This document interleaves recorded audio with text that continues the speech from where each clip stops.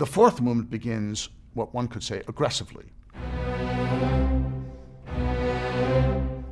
The string writing is fortissimo, almost as loud as possible. The first theme after this short introduction is played by the trumpets, two trumpets playing in unison.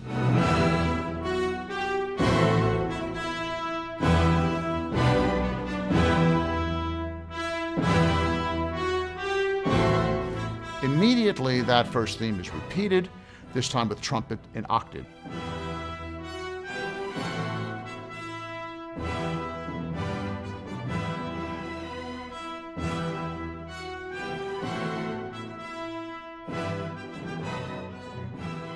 The second half of this first theme then is extended, played in this case by the strings, and then that gets repeated.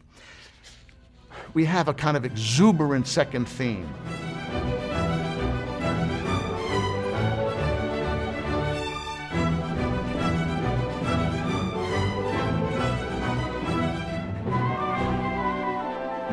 It's a little different from anything we've heard from Dvorak before because it's really not a melodic theme. It's not lyrical the way so much of his music is. Rather, it's jovial and happy.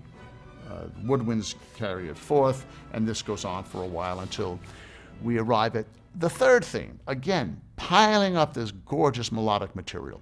The third theme is introduced now by the clarinet with a little echo from the timpani and the cello.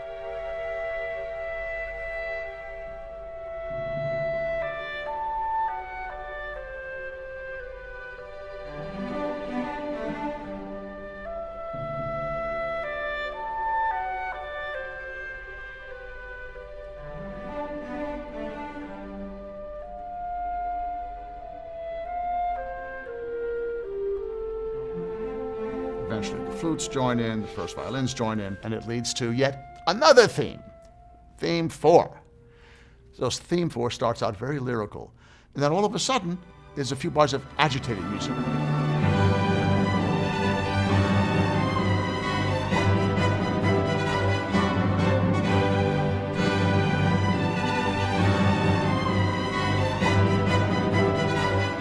Then there's a fifth theme.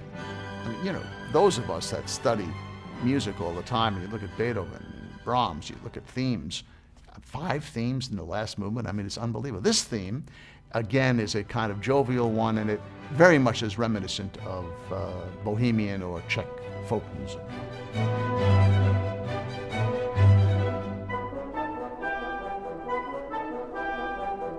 After this theme is somewhat developed, what happens is very interesting. The horns, all 4 horns, 5 horns, come in and play the first theme of this movement, but with a decrescendo. So they play it very strong, it gets softer, and then a little fanfare in the trumpet. The woodwinds come back in, repeating that 5th theme, or part of it. Horns come back in again, and repeat it again, as if to say, this is what's important, that's not important. Our theme is important.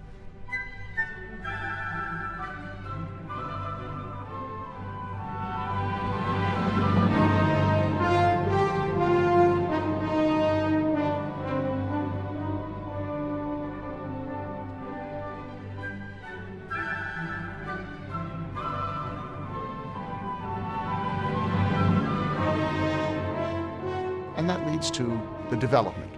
And of course, it's amazing what Dvorak does in this development. He also brings back material from the second and third movements. So at one point we have the woodwinds playing the English horn solo from the second movement, while the strings come in with a little comment on that, which is material from the third movement.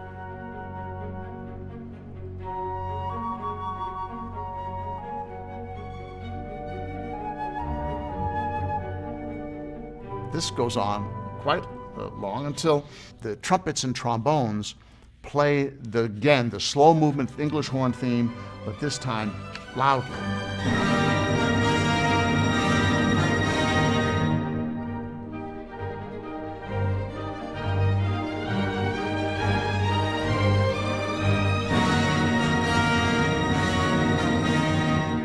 Then the third and fourth horn come in, and they're playing the theme from the first movement. It's answered by the cellos and basses. Then he yet brings in another theme, one that I don't think we've heard before. It is gorgeous, played by the violins and then answered by the cellos.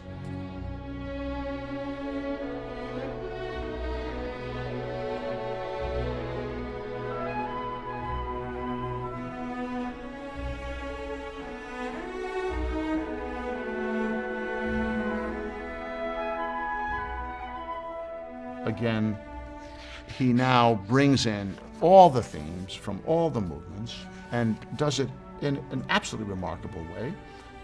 Eventually, he leads up to a real climax, which of course now becomes leading into the coda, leading into the end of the movement.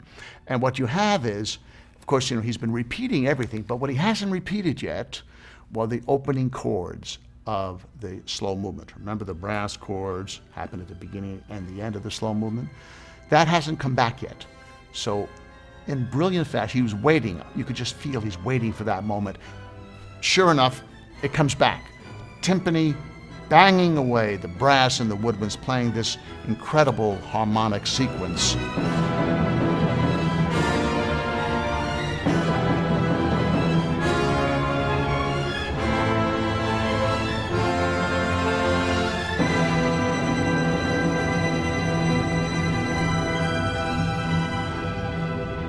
This leads to the actual resolution of the movement.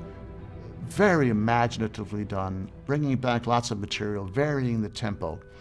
And then at the very end, he does something that very unusual. Composers generally like to end pieces loudly. They like to have a big crashing ending so everybody screams and yells bravo. This symphony is a little more introspective than that. And so at the very end of this great movement, he has the woodwinds and the brass play this last chord, and they get softer. And what ends up happening, of course, is that the movement ends softly. It has not hurt the great success of this great masterpiece.